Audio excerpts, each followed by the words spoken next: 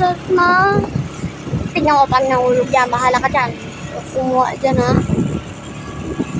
Kung kapalitan mo, 1. Nag-truck naman din. Ano sana kayong truck na yan? Kung nahulog yan sa daan ha, ikaw maghahanap niyan. Tapos sumabi dyan. Pag medyo hindi na kinaya, di